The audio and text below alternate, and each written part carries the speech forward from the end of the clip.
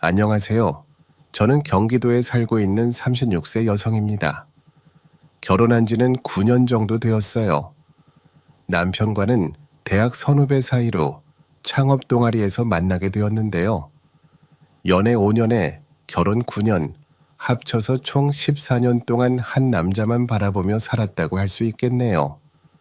학교 다닐 때에는 남편이 동아리 회장이었어요. 후배들에게도 잘하고 리더십이 있는 편이라 같은 학생이었음에도 뭔가 멋있고 남달라 보이더라고요. 그래서 자연스럽게 마음이 가게 되었고 정식으로 사귀게 됐어요. 만나는 동안에는 항상 다정하고 절 언제나 이끌어주는 남자였어요.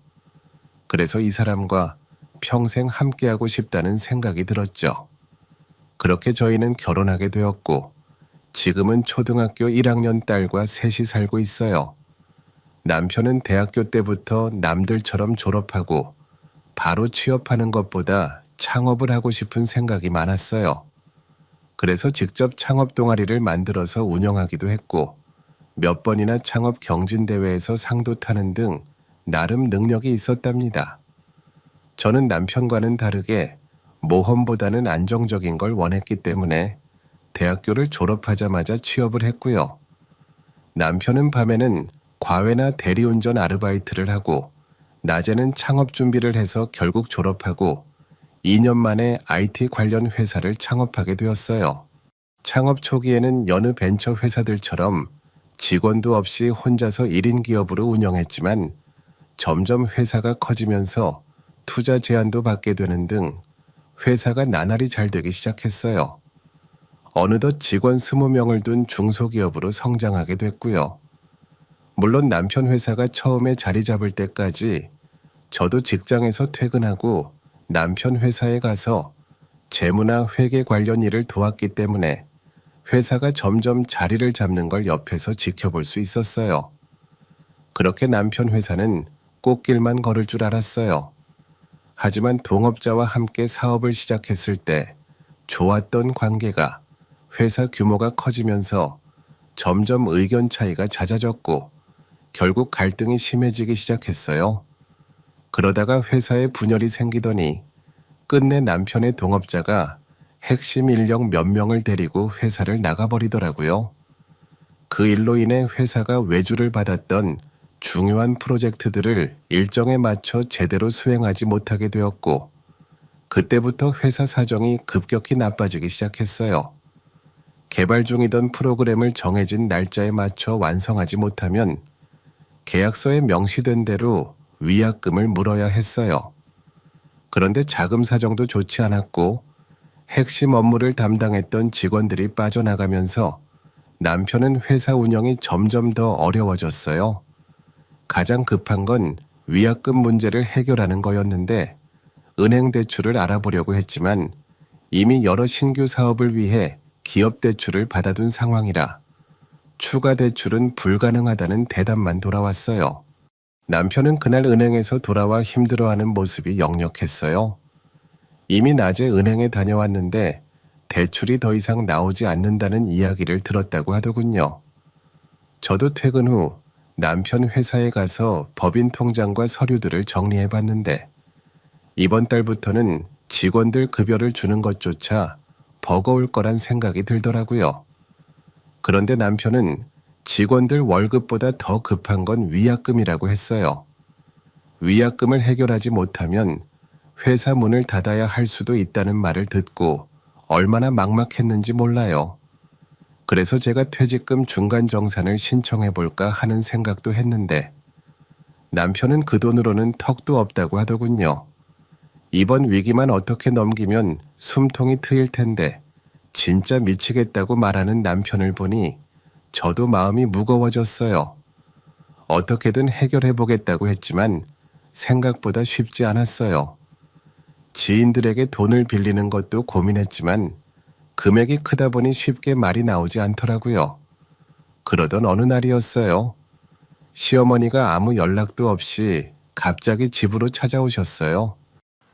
넌 남편이 지금 일이 힘들어서 집에도 못 들어오는데 넌 꼬박꼬박 집에는 들어오는가 보구나. 우리 아들 혼자만 이렇게 고생하는데 너희 친정은 진짜 너무한 거 아니니? 사위가 지금 이렇게 힘들어하면 눈치껏 도와주지는 못할 망정 그냥 강 건너 불구경이나 하고 있고. 어머니, 저희 친정에서도 신경 많이 쓰고 있어요. 저희 남편이 늦게까지 일해야 되니까 아이도 봐주시고, 아빠는 남편한테 사업하면서 어려울 때마다 조언도 많이 해주고 계시고요. 예, 조언이 밥 먹어준다니? 다 늙은 사람한테서 무슨 조언을 들으라고? 너네 아버지가 사업 좀 하신다고 해도 우리 아들이 하는 일이랑은 완전히 차원이 다른 분야인데 뭐 들을 조언이라도 있겠어. 그리고 말이 좋아서 조언이지. 돈 좀 벌었다고 우리 아들한테 잔소리하고 훈계질하는 거 아니냐? 무슨 말씀을 그렇게 하세요? 저희 아빠도 본인 일처럼 도와주시는데 그렇게 말씀하시면 섭섭합니다. 그리고 저희 아빠가 나이는 많으셔도 아직도 사업하시는 지인분들이 찾아와서 조언도 구하고 도움받는 분들이 많으세요. 섭섭, 얘 말하는 것 좀 봐라. 잔말 말고 넌 너희 친정 가서 돈이나 구해와. 다 늙은 사람 조언인지 잔소리인지 그런 건 필요 없으니까. 남편의 회사가 어려워졌다는 소식을 들은 시어머니는 한달음에 저희 집으로 찾아오셨어요. 그리고 저에게 친정에 가서 돈을 구해오라고 대놓고 말씀하시더군요.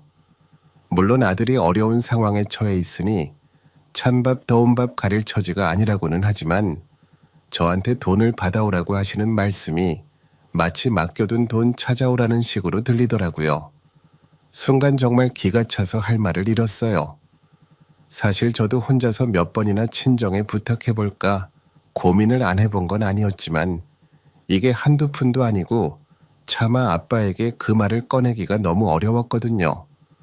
아무리 아빠가 지금은 자수성가하셔서 회사 사장님으로 계신다 해도 그렇게 큰 돈을 빌려달라고 부탁하기엔 도저히 입이 떨어지질 않더라고요. 남편도 은근히 제가 친정아빠께 말씀드리면 좋겠다는 눈치를 주긴 했어요. 하지만 일부러 모른 척했죠. 돈이 필요하면 본인이 직접 당당하게 말씀드리는 게 더 맞는 거 아닌가 싶었거든요. 그런데 이럴 때에는 뒤로 숨어있는 남편의 모습이 정말 실망스럽더라고요. 그렇게 시어머니가 다녀가신 뒤 며칠을 고민하다가 남편에게 어머님이 왔다 가셨던 이야기를 슬쩍 꺼내봤어요. 남편은 그동안 일주일 가까이 사무실에서 밤샘 작업을 하느라 집에 들어오질 않았거든요. 마침 집에 들어온 남편에게 조심스럽게 말을 꺼냈습니다. 엊그제 어머니가 다녀가셨다고 말하니 남편은 이미 들었다고 하더군요. 그래서 혹시 어머님이 다른 말씀은 없으셨는지 물어봤더니 남편은 장인어른께 돈을 받아오라고 한 이야기라며 제가 못한다고 했다면서 너무한 거 아니냐는 식으로 이야기했어요. 사위가 이렇게 힘든데 본인이었으면 벌써 해결해 줬을 거라며 제게 서운함을 표현하는데 그 말을 듣는데 정말 속이 상했어요. 저도 아빠께 부탁드릴까 고민을 했지만 아무리 생각해도 금액이 작은 것도 아니고 쉽게 말을 꺼내기가 어려웠다고 설명했어요. 그러자 남편은 장인어른께 그 정도 돈이 대수겠냐는 듯 말하더라고요. 그동안 회사 운영하면서 돈을 많이 벌었을 테니 문제가 없을 거라면서 치사해서 이런 말까지는 안 하려고 했는데 돈도 안 주면서 매번 만나서 잔소리만 하는 통에 스트레스가 쌓인다고 불만을 터뜨렸어요. 그 말을 듣고 정말 화가 났어요. 우리 아빠가 도와주려고 하셨던 말들이 남편에게는 잔소리로 들렸다는 거잖아요. 어떻게 그런 식으로 말을 할 수 있느냐고 물었더니 남편은 짜증 섞인 목소리로 더 이상 이야기하고 싶지 않다며 돈을 안 줄 거면 회사에 찾아오지 말라고 하더군요. 바빠 죽겠는데 정말 피곤하다고 하는 남편의 말을 들으니 낯설고 서운한 마음이 밀려왔어요. 아무리 회사 운영이 힘들고 어려운 상황이라 해도 남편의 저런 말과 행동이 정말 익숙하지 않고 마음이 아프더군요. 시어머니도 그렇고 남편도 우리 아빠를 그렇게 생각하고 있었다는 사실이 너무 속상하고 화가 났어요. 하지만 남편 회사가 잘못되면 지금 살고 있는 아파트도 담보로 잡혀 있고 우리 가족의 생활이 더 어려워질 거라는 생각이 들었어요. 그래서 결국 눈을 딱 감고 친정아빠에게 부탁드려 보기로 마음을 먹었어요. 결국 남편은 친정아빠께 5억 원을 지원받을 수 있었고 아빠의 도움으로 남편의 회사는 위기를 벗어날 수 있게 되었어요.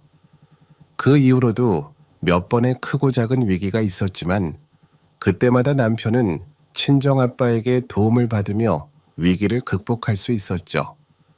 친정아빠는 전자부품을 만드는 회사를 오랫동안 운영하셨기 때문에 다양한 업종의 지인들이 많으셨고 그 중에는 회사 오너나 임원급 분들도 계셔서 남편의 회사의 프로젝트를 맡기는 경우도 생기게 되었어요. 처음에 남편이 창업했을 때는 친정아빠의 도움 없이 본인 스스로 해보겠다고 했던 그 모습이 독립심이 강하고 멋져 보였어요.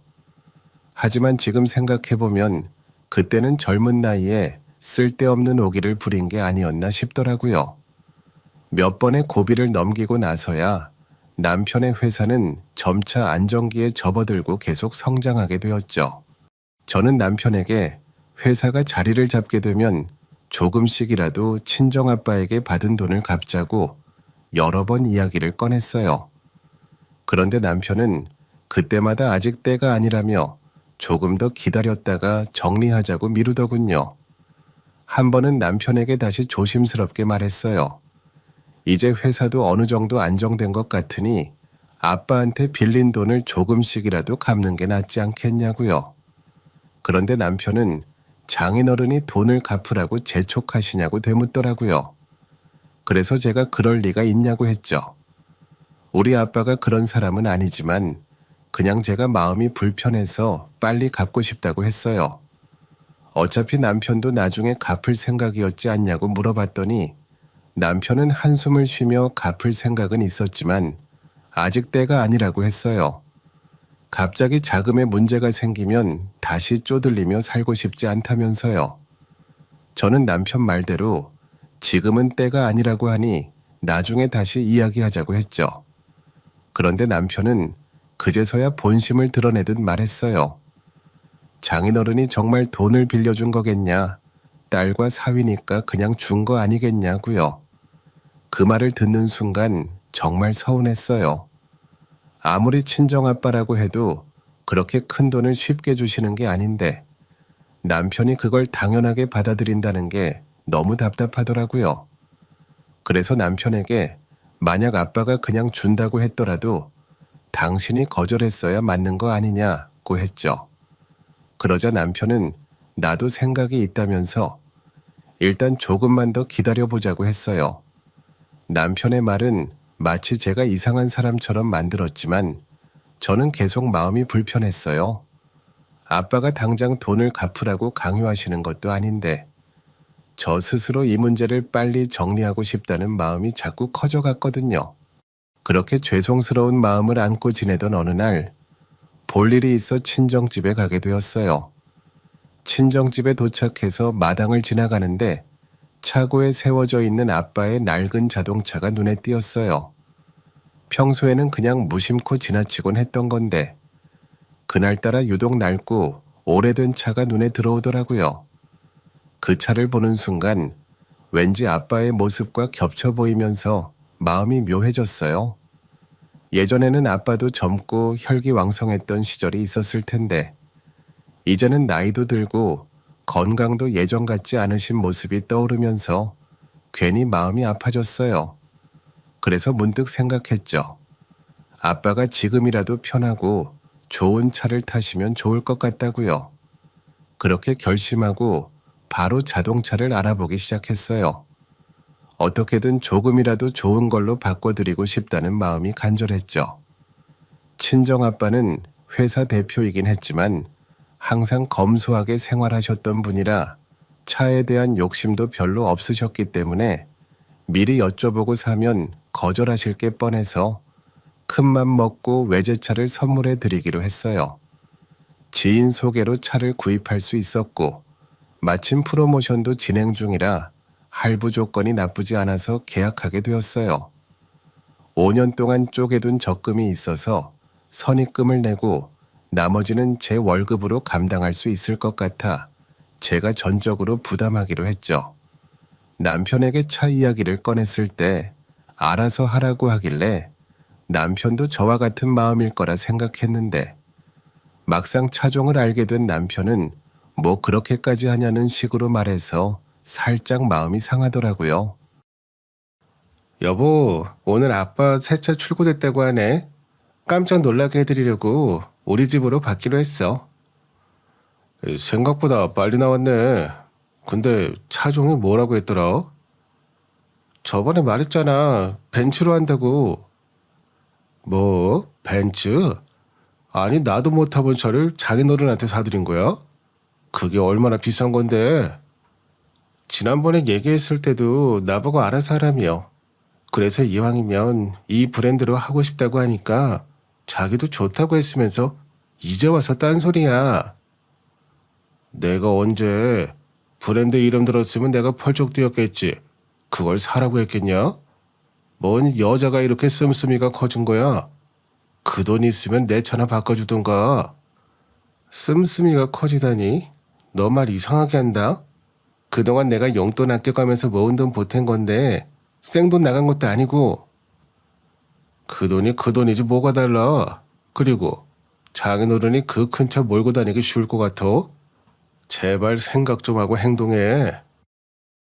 저도 생색을 내려는 건 아니지만 우리가 어려운 상황에 처했을 때 친정아빠가 아니었으면 정말 회사가 망할 수도 있었을 텐데 그에 비해 차를 선물해 드리는 게 오히려 너무 약소한 게 아닌가 하는 생각을 했었어요. 하지만 남편은 그게 아니었던 것 같더라고요. 여튼 그렇게 친정아빠에게 새 차를 뽑아드렸고 처음에는 너무 비싼 차라고 그냥 저희 보고 타라고 하셨지만 제가 완강하게 우겨서 결국 친정아빠는 차를 받으셨어요. 막상 운전을 해보시더니 차가 좋긴 좋구나 하시며 고마워하셨어요.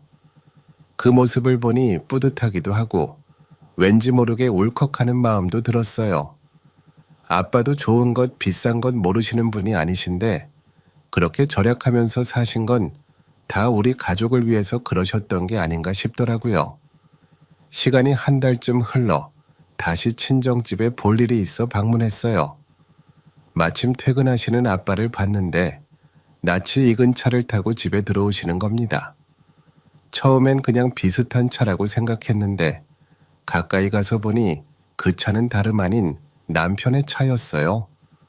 번호판을 보고 착각했나 싶었지만 운전석 뒷문에 있던 스크래치가 남편 차에 있던 것과 똑같아서 더 이상 의심할 여지가 없었어요. 너무 당황스러워서 상황을 파악하려고 물었죠. 남편 차가 왜 여기 있는 건지, 아빠가 왜 그 차를 타고 계신 건지 여쭸더니 아빠는 요즘 그 차를 타고 다니고 있다고 하시더라고요. 내가 새로 사들인 차는 어디 있었냐고 묻자 아빠는 멋쩍게 웃으시면서 며칠 전 남편이 회사로 찾아와서 차를 바꿔 탈 수 있겠냐고 했다고 하셨어요. 남편이 영업도 하고 접대 다니느라 장거리 운전이 많아져서 새 차가 필요하다고 해서 그러자고 했다는 겁니다. 아빠는 내가 새 차를 타봤자 얼마나 타겠냐며 바쁘고 일이 많은 사위가 타는 게 더 낫지 않겠냐고 하셨는데 그 말을 듣고 속이 상했어요. 사실 남편 차가 오래돼서 내년에 바꾸는 게 좋겠다고 생각하긴 했었어요. 그런데 남편이 나 몰래 친정아빠한테 가서 차를 바꿔 가져간 걸 알고 나니 정말 기가 막히더라고요. 그 길로 집에 돌아와 남편에게 바로 따져 물었어요. 그런데 남편의 반응이 더 황당했습니다. 남편은 어차피 아빠는 차에 큰 관심이 없으니 자기가 더 필요해서 바꿔온 거라며 뭐가 문제냐는 식으로 대꾸하더군요. 아빠도 흔쾌히 허락하신 거라면서 오히려 제가 왜 이렇게 예민하게 구는지 이해가 안 된다는 표정이었어요. 그 말을 들으니 속이 뒤집히는 것 같았어요. 남편은 제 감정 따위는 신경도 쓰지 않는다는 듯 했고, 오히려 자신이 한 행동이 당연하다는 태도를 보이니 너무 화가 나더라고요. 당신, 우리 아빠한테 가서 차 바꾸자고 했다며. 이게 대체 뭐 하는 거야? 나한테는 한마디 상의도 안 하고 그런 결정을 해? 아, 그거? 그래. 내가 장인어른한테 차 바꾸자고 했어. 어차피 장인어른은 그 차 얼마 타지도 않고 모셔둘 게 뻔한데 새 차를 굳이 묵혀둘 필요가 있나? 차를 묵히든 찜쪄 먹든 그게 우리랑 뭔 상관이야. 아빠한테 차 사드렸으면 그걸로 끝이지. 우리가 그걸 왜 신경 써? 그리고 아빠 성격에 아끼면서 타시려고 했을 텐데 그걸 자기 마음대로 차를 바꿔와? 그것도 3주나 지났으면서 나한테는 끝까지 말 안 할 생각이었어? 아이, 3주나 됐다고 누가 그래? 장인어른이 그러디? 야, 그렇게 안 봤는데 장인어른도 좀 그렇다. 그런 걸 딸한테 홀랑 다 말해버리고. 남편은 미안한 기색은 전혀 없었고 오히려 더 당당하고 뻔뻔하게 나오는 거였어요. 선물로 드린 걸 다시 가져오는 것도 황당한데 본인이 타던 오래된 차를 드리고 왔다는 사실에 화가 치밀어 오르더라고요. 도대체 무슨 생각으로 그런 행동을 했는지 이해가 안 갔어요. 입장을 바꿔서 제가 시댁에 이런 식으로 했으면 남편이 가만히 있었을까 싶더라고요. 남편에게 차가 오래돼서 바꾸고 싶었으면 본인 돈으로 새 차를 사든가 아니면 법인차로 리스나 렌트를 하면 됐지. 왜 굳이 친정아빠 차를 가져왔냐고 따져 물었어요. 남편은 별것 아니라는 듯이 말하더군요. 차가 너무 커서 아빠가 제대로 운전하실 수나 있겠냐며 요즘 뉴스에서도 노인들이 운전 미숙으로 면허증을 반납하라는 이야기가 나온다며 혹시라도 사고라도 나면 비싼 차 수리비가 얼마나 깨질지 아냐고 하더라고요. 그 말을 듣고 정말 어이가 없었어요. 남편한테 말을 조심하라고 했어요. 노인네라는 말이 우리 아빠를 두고 하는 소리냐고 본인도 나중에 늙지 않을 것 같냐고 따졌죠. 남편은 오히려 대수롭지 않다는 듯 장인어른을 두고 한 말이 아니라 그냥 뉴스에서 본 이야기를 한 거라며 변명했어요. 그러면서 회사랑 집 말고 다니실 곳도 없는데 차만 아깝게 놀릴 바야 자기가 타는 게 낫다고. 아빠도 그렇게 하라고 했으니 더 이상 이 문제로 뭐라고 하지 말라고 말하더군요. 그날 이후로 남편과의 사이가 한동안 대면대면해졌어요. 남편은 점점 더 저를 피곤한 사람 취급하며 불평을 늘어놓기 시작했어요. 그러더니 집에 늦게 들어오는 일이 잦아졌고 나중에는 외박하는 날도 점점 많아졌어요. 남편이 회사를 운영하면서 경제적인 문제 외에도 갈등이 없던 건 아니었지만 그래도 부부라는 이유로 그리고 아이가 있어서 참고 살아왔던 거였어요. 하지만 남편이 이런 식으로 자기만 생각하는 사람이라는 걸 다시금 깨닫게 되니 더는 같이 살고 싶은 마음이 들지 않더라고요. 결국 저는 이혼을 결심하게 되었고 그날부터 차근차근 계획을 세우기 시작했어요. 일단 남편 모르게 조용히 알아보기 위해 친정아빠의 지인이신 변호사에게 이혼 관련 상담을 받았는데요. 제가 생각했던 것보다 복잡하고 정리해야 할 것들이 많더라고요. 우선 남편이 운영하는 회사가 법인이라 남편의 개인 자산으로 책정하기 어려웠고 그동안 제가 사업 초기부터 지금까지 운영하는데 도움을 준 것에 대한 명확한 근거나 증빙할 만한 자료들이 많지 않아서 제가 회사에 기여한 것을 증거로 제출하기에는 어려움이 있었어요.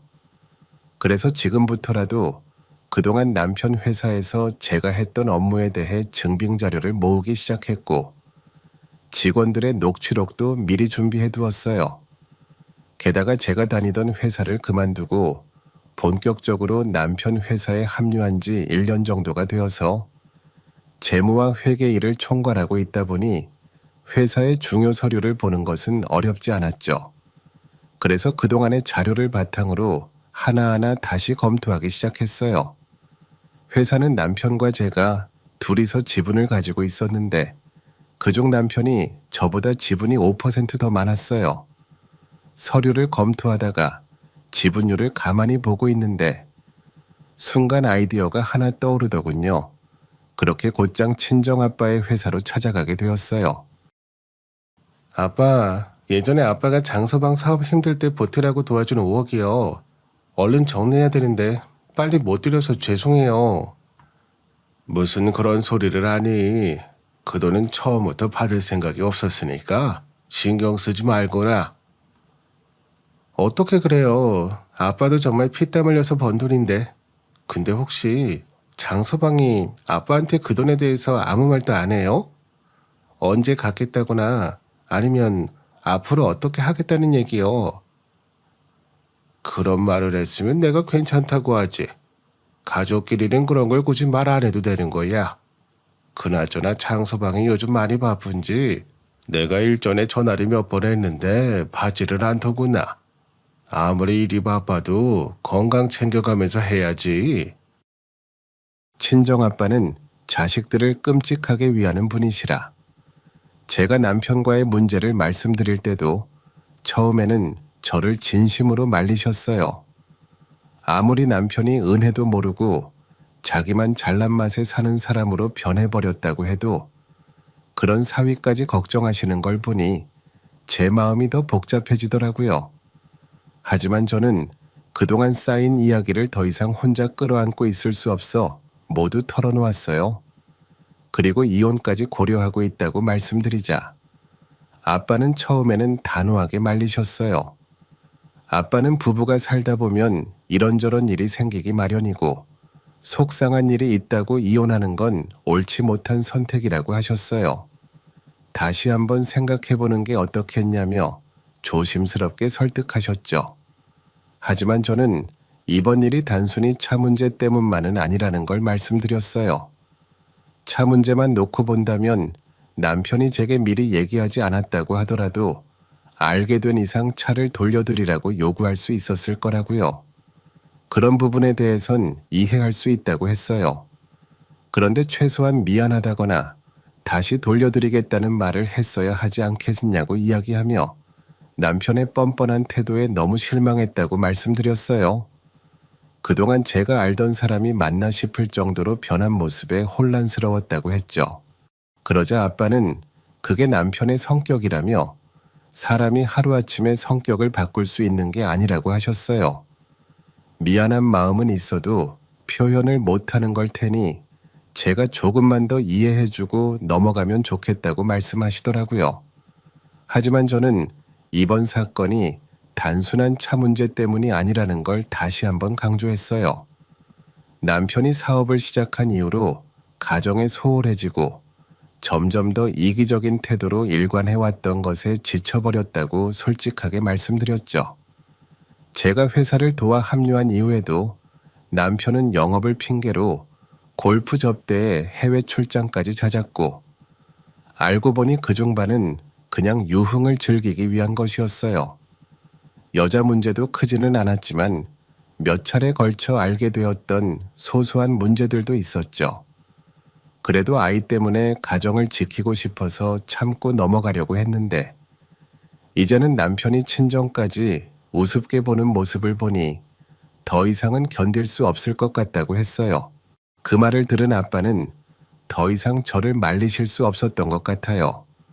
아빠도 오랜 기간 사업을 하시면서 영업이나 접대를 하신 적이 많았겠지만 단 한 번도 가정에 소홀하거나 여자 문제로 엄마와 우리를 힘들게 하신 적은 없으셨거든요. 그게 아빠와 남편의 가장 큰 차이점이었어요.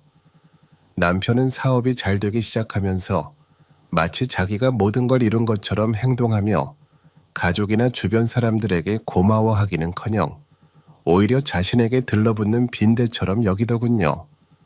저는 이혼을 결심하기 전에 몇 가지 준비를 해야겠다고 생각했고 친정아빠에게 도움을 청했어요. 우선 아빠가 빌려준 5억에 대한 채무 이야기를 남편에게 꺼내보라고 부탁드렸어요. 혹시라도 남편이 돈을 못 갚겠다고 하면 돈 대신 회사 지분을 5% 이상 받아달라고 했죠. 친정아빠는 제 이야기를 처음부터 끝까지 들으시고는 생각에 잠기시더니 결국 그렇게 하시겠다고 하셨어요. 며칠 뒤에 친정아빠는 남편에게 빌려준 돈에 대해 이야기를 하셨고, 예상대로 남편은 이 핑계 저 핑계를 대면서 돈을 갚지 않고 미루더군요. 그리고는 집에 와서 저한테 한다는 소리가, 야, 이게 대체 어떻게 된 일이야? 장인어른이 갑자기 5억 내놓으라고 하는데 뭐 들은 거라도 있어? 갑자기라니? 그리고 아빠가 그동안 그만큼 기다려줬으면 알아서 정리했어야지. 그냥 모른 척 하려고 한 거야? 뭐야, 너 지금 말하는 거 보니 다 알고 있었네? 근데 나한테 말도 안 한 거야? 지금 내 뒤통수 치는 거야? 당신이 아빠한테 빌린 건데 왜 나를 끌어들여? 이제 회사도 어느 정도 자리 잡았으니까 빨리 정리해서 갚아드리는 게 맞지 않어. 너도 알다시피 지금 당장 내가 5억을 어디서 구하냐?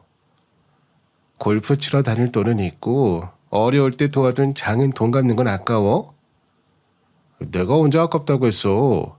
이렇게 급하게 달라고 하시니까 하는 소리지. 아이 진짜. 돈 줄 때는 아무 말 안 하더니 이제 와서. 한꺼번에 못 드리더라도 기한을 두고 나눠서라도 갚으면 해결할 수 있잖아.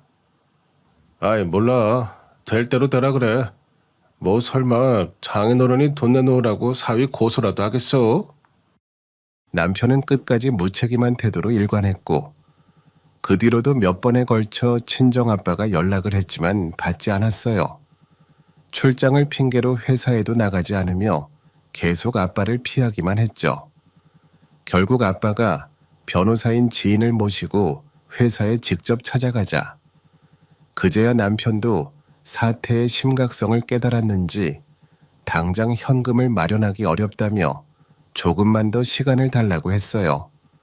하지만 아빠는 더 이상 기다릴 수 없다며 회사 지분이라도 넘겨받겠다고 단호하게 말씀하셨어요. 그렇게 남편은 울며 겨자 먹기로 채무 5억 대신 회사 지분 8%를 아빠에게 넘기게 되었죠. 남편은 저에게 와서 마치 자기가 큰 양보라도 한 것처럼 말하더라고요. 장인어른에게 5억 대신 지분을 넘기기로 했다고 말하면서 내가 회사에서 일하고 있으니 모를 리 없지 않겠냐는 식으로 대꾸했어요. 그러면서 아빠가 야멸차게 기한 내에 갚지 않으면 소송을 하겠다고 해서 어이가 없다고 불평했어요. 그 말을 듣고 정말 화가 치밀어 올랐어요. 제가 남편에게 단호하게 말했어요. 내 아빠라고 표현하는 것도 듣기 거북하니 조심하라고요. 내가 시어머니를 너희 엄마라고 부르면 좋겠냐고 물으니 남편은 당황한 표정을 짓더군요. 그리고 돈을 받아놓고 안 갚은 건 누군데 어이가 없다니 여태까지 기다려준 것만으로도 감사해야 한다고 쏘아붙였어요. 남편은 오히려 아빠가 받은 지분으로 뭘 하려는 거냐며 회사 일에 간섭하려는 거냐고 비꼬았어요. 이미 충분히 훈수뒀으니 더 이상 관여하지 말라며 짜증 섞인 목소리로 말했어요. 그 말을 듣는데 정말 기가 막혔어요. 제가 남편에게 다시 쏘아붙였죠. 아빠가 지인들까지 동원해서 일감을 늘려줬는데 그걸 간섭이라니 어떻게 그렇게 뻔뻔한 말을 할 수 있냐고요. 정말 답이 없는 사람이라는 생각이 들었어요. 정말 옛말대로 화장실 들어갈 때 마음과 나올 때 마음이 다르다는 말이 남편을 두고 하는 말이더라고요. 회사가 어려울 때는 친정집 문턱이 닳도록 드나들더니 회사가 좀 나아지자 언제 그랬냐는 듯 나 몰라라 하는 남편의 모습에 전기 뚝뚝 떨어지기 시작했어요.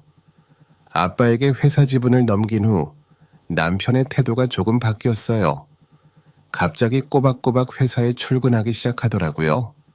아마도 아빠에게 지분을 넘겼으니 알게 모르게 눈치를 보기 시작한 건지 아니면 잘 보여서 다시 지분을 받아낼 심산인지는 모르겠지만 한동안은 열심히 출근하더군요.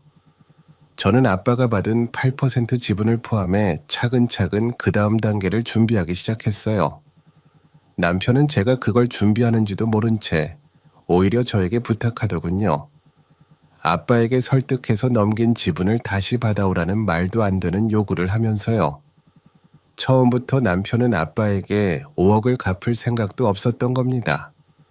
아빠가 강하게 나오자 임시 방편으로 주식을 넘긴 뒤 나중에 돌려받을 생각이었겠죠. 남편의 이런 얕은 수를 보니 그동안 어떻게 사업을 해왔는지 의문이 들 정도였어요. 그 순간부터 남편의 모든 행동이 한심하고 우스워 보이기 시작하더군요.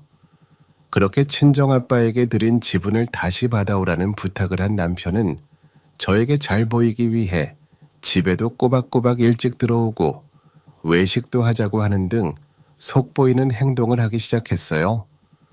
그렇게 주말이 되어 남편이 근사한 레스토랑에 예약을 해뒀으니 외식을 하자고 했는데요. 그래서 저도 준비한 게 있으니 흔쾌히 외식을 가게 되었고 남편은 제가 자기의 부탁대로 친정아빠의 지분을 받아왔다고 생각을 했는지 레스토랑에 가는 내내 엄청 신나 보였어요. 우리는 맛있게 저녁 식사를 한 뒤 저는 남편에게 서류 한 장을 내밀었어요. 그동안 당신 회사 일하느라 바빴을 텐데 이제 좀 쉬어. 오늘 저녁은 당신 퇴직 기념으로 내가 쏠 테니까 그동안 고생했어. 이게 무슨 소리야? 퇴직 기념이라니. 그리고 이 서류 장인어른 지분 다시 받아왔다는 거 아니야? 뭐야 이게? 대표자 해임 통보? 당신 정신 나갔어? 아니, 나 그 어느 때보다 정신 아주 멀쩡해. 앞으로는 회사 내가 운영할 테니까 내일부터는 회사 안 나와도 돼. 그동안 놀면서 월급 받아갔으니 양심이 있으면 이제 그만할 때도 됐잖아. 무슨 말 같지도 않은 소리야. 네가 지금 남편 뒤통수를 쳐? 너 진짜 집에서 쫓겨나봐야 정신 차리지. 쫓겨나는 건 내가 아니라 당신이겠지. 상황 돌아가는 거 안 보이니? 그런 머리로 어떻게 사업을 했는지 진짜 대단하다. 남편은 대표이사 해임안에 대한 서류를 받아보고 길길이 날뛰며 막말을 했어요. 하지만 저는 눈 하나 깜짝하지 않고 그동안 회사 대표로 그리고 남편 역할로 고생했으니 이제 둘 다 내려놓으라고 했습니다. 남편에게도 대표 자리에서도 물러나고 이제 하고 싶은 대로 살라고 하면서 서류 봉투 2개를 건넸죠. 제가 건넨 서류 중 하나는 이혼 서류였고 나머지 하나는 대표이사 해임 통보서와 함께 들어있던 주주 명부였어요. 주주 명부에는 친정아빠에게 줬던 8%의 지분이 저에게 넘어오면서 이제 회사 최대 주주가 남편이 아닌 제가 되었다는 사실이 담겨 있었죠. 이걸 본 남편은 뒤통수를 맞았다며 가만두지 않겠다고 화를 내며 소리쳤습니다. 저는 남편이 소송 준비에 몰두하고 회사에 나오지 않는 걸 보고도 크게 신경 쓰지 않았어요. 이미 아빠의 지인인 변호사에게 미리 준비를 부탁해둔 덕분에 이혼 절차와 재산 분할 모두 저에게 유리한 상황이었거든요. 남편은 변호사와 상담한 후 자신의 처지를 깨달았는지 며칠 만에 집으로 돌아왔지만 저는 이제 같은 공간에서 지내고 싶지 않아 친정집에 잠시 머물 계획으로 짐을 싸기 시작했어요. 남편은 집에 돌아와서도 불만을 터뜨렸지만 저는 차갑게 그 상황을 받아들였어요.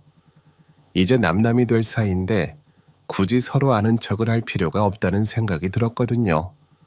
당분간 친정집에 있을 계획이라고 말했을 때 남편은 갑자기 아이 이야기를 꺼내며 화를 냈지만 그동안의 행동을 생각하면 오히려 기가 막힐 수밖에 없었습니다.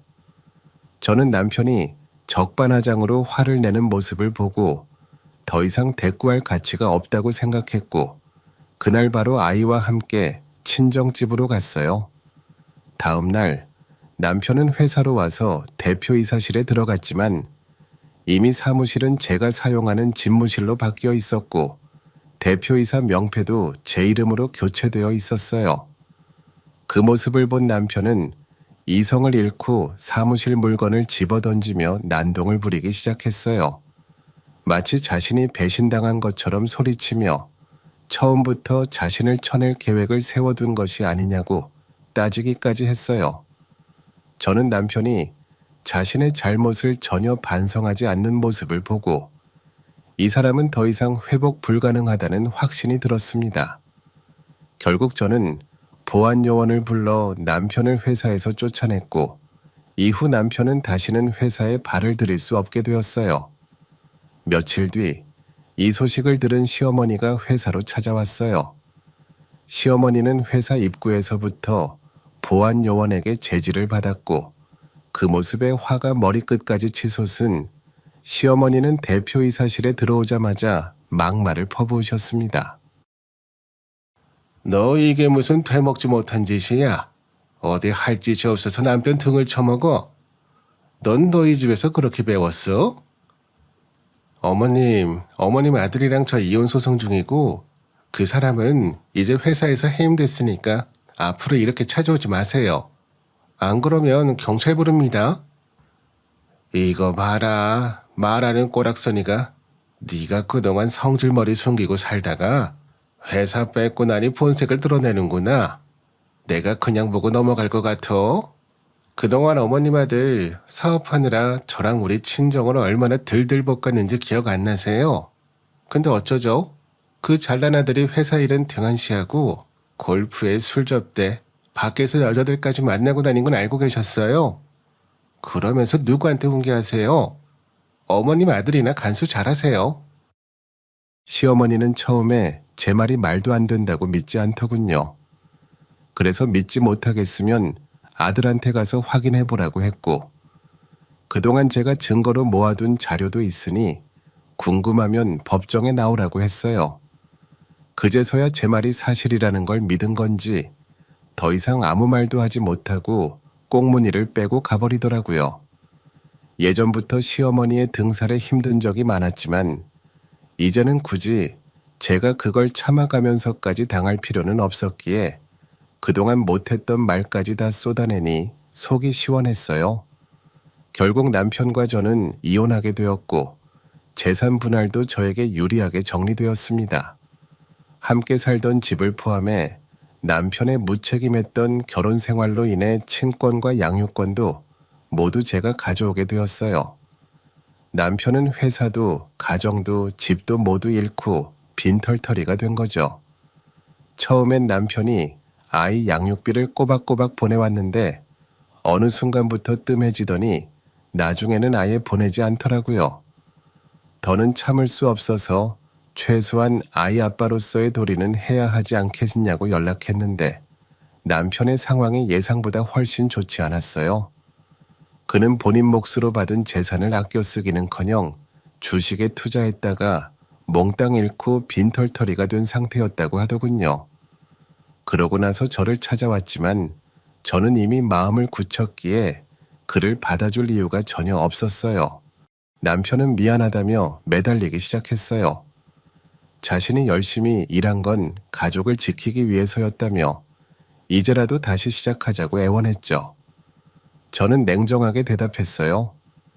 이미 엎질러진 물이라고 평소에 조금만 더 가정을 돌봤더라면 이렇게까지 오지 않았을 거라고 말했죠. 그리고 무엇보다 친정아빠에게 막대했던 행동이 결정적이었다고 했어요. 남편은 그제야 자신이 얼마나 어리석었는지 깨달았다며 당시엔 눈에 뵈는 게 없을 정도로 오만해졌던 것 같다고 했어요. 미안하다는 말로 상황을 돌이키려 했지만 제 마음은 이미 변하지 않았죠. 저는 단호하게 이야기했어요. 우리는 끝난 사이니 미련을 갖지 말고 본인도 새 출발하라고요. 남편과 그의 집안과는 더 이상 엮이고 싶지 않다고 분명히 말했고 무엇보다 아이 양육비는 매달 제때 보내라고 당부했어요. 남편이 계속 매달리자 여지를 줄까 싶어 마지막으로 사이다 한 방을 날렸어요. 짐승도 은혜를 아는데 너는 그것보다도 못하다고 했죠. 그렇게 남편과의 인연은 완전히 끊어졌습니다. 몇 개월 뒤 저는 남편과 함께 운영하던 회사를 전문 경영인에게 넘기고 지분도 모두 정리하며 완전히 손을 털었어요. 회사가 계속 성장 중이었지만 처음부터 제가 혼자 맡을 수 있는 사업이 아니었고 무엇보다 남편의 흔적이 남아있는 회사를 더 이상 보고 싶지 않았기 때문이에요. 친정아빠는 처음부터 끝까지 제 의견을 존중해 주셨고, 당분간 아이를 위해 친정집에서 지내며 일과 육아를 병행하라고 배려해 주셨어요. 덕분에 저는 안정된 환경에서 아이와 시간을 보내며 새롭게 시작할 준비를 할 수 있었어요. 시간이 지나 저는 회사를 매각한 돈으로 아이와 둘이 살 집을 구했고, 평소 해보고 싶었던 화장품 관련 일을 시작하면서 사업을 조금씩 키워가고 있어요. 약 10년 가까이 결혼 생활을 했지만 이혼을 결정하는 데는 몇 개월도 걸리지 않았다는 게 허무하게 느껴지기도 했지만 왜 진작에 정리하지 못했나 하는 생각도 들었죠. 아이 면접 교섭일 때문에 전 남편과 한 달에 한두 번씩은 마주쳐야 했지만 이제는 친정엄마가 대신 그 일을 맡아주셔서 전 남편 얼굴을 보지 않아도 되니 마음이 훨씬 편해졌어요. 친정엄마가 가끔 전 남편의 근황을 전해주시곤 했는데 이야기를 들어보니 다시 사업을 시작하려다 결국 실패해 신용불량자가 되었다고 하더군요. 시어머니 집까지 담보로 잡고 또 다른 사업을 시작했지만 그마저도 불투명한 상황이라고 들었어요. 지금 생각해보면 남편은 사업할 능력이 있었던 게 아니라 그저 사장이 되고 싶었던 사람일 뿐이었나 싶어요. 운 좋게 일이 잘 풀리긴 했지만 위기 대처 능력이 부족하니 사업할 스타일은 아니었던 거죠. 저는 생각보다 화장품 사업이 조금씩 잘 되고 있고 최근에는 중국으로 수출할 기회까지 생겨서 정말 눈코 뜰 새 없이 바빠졌어요.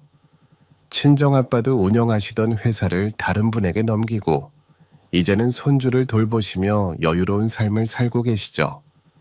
일하시느라 여유가 없던 아빠가 이제 운동도 많이 하시고 더 건강해지신 것 같아서 보기 좋더군요. 앞으로 제 인생에 또 다른 인연이 생길지는 모르겠지만 아직까지는 제가 좋아하는 일을 하면서 가족과 함께 있는 것만으로도 충분히 만족스러워요. 전 남편과 시어머니를 더 이상 마주칠 일은 없겠지만 우리 아이를 위해서라도 남편이 더는 남의 인생에 기생하지 않고 스스로 살아가길 바랄 뿐입니다. 긴 시간 동안 제 이야기를 들어주셔서 감사합니다. 오늘도 저희 채널에 와주셔서 감사드립니다. 더 좋은 이야기로 찾아뵙겠습니다. 지금까지 자금젤라드였습니다.